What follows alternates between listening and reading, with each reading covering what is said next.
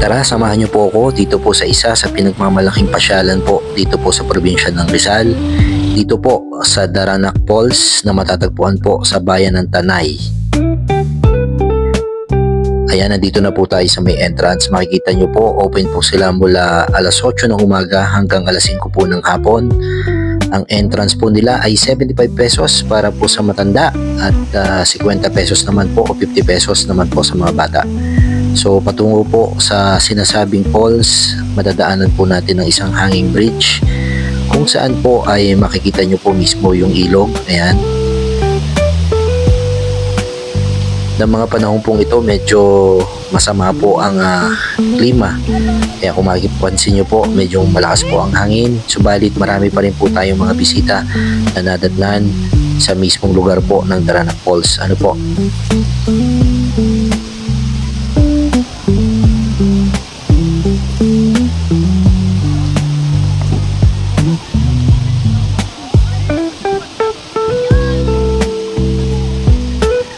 Pagkalampas nyo po ng hanging bridge, makikita nyo po yung iba't iba pong mga parte ng mismong lugar.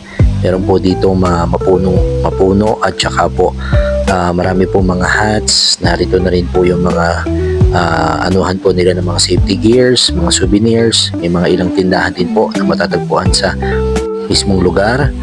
At dito nga po, makikita nyo po yung pinaka-signage ng Welcome to Tanay at dito po sa Daranac Falls. So ayan. So patungo na po tayo sa mismong falls. Dito po yung daan. At kung mapapansin nyo po, meron naman po magandang daan patungo po sa Daranac Falls. Wala pong masyadong maputik dahil simentado po ang daan. Mag-ingat lamang po tayo kasi madalas po syempre basa po ang ating nilalakaran kaya medyo madulas po. At dito pa lamang po sa parting ito, makikita nyo na po kung gaano kaganda po yung kanilang ilog. Ano po, yung kanilang pong ipinagmamalaking parte po ng Daranac Falls. So ayan, nakikita nyo po ang dami po nagsuswimming.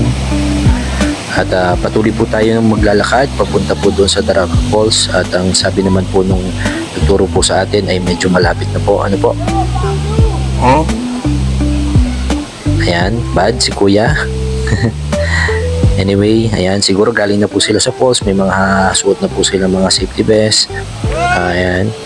So sa bandang ito po, silayan na po natin ang Daranac Falls. Ayan, napakaganda po. Napakadami pong tao na pumapasyal. Yung mga pagkakataon po na narito po tayo.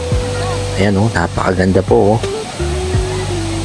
Talaga pong lubos na may pagmamalaki po ng mga taga Rizal ang lugar na ito.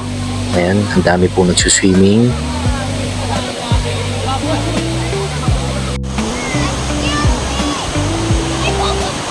At isa po sa nakamangha sa atin ay yung pong kulay po ng kanilang mga bato at saka po ng mismong sa may ilog po. Kita nyo po kung gaano kalinaw po yung tubig, tapos yung mga bato po parang ivory color po sila.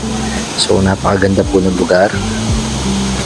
Sana po ingatan po natin yung kalinisan ng lugar. Again, ito na po yung nakakamangha nilang falls. Kaya kung magawi po kayo sa bayan ng Tanay, pasyalan nyo po ang ipinagmamalaki nilang Daranac Falls.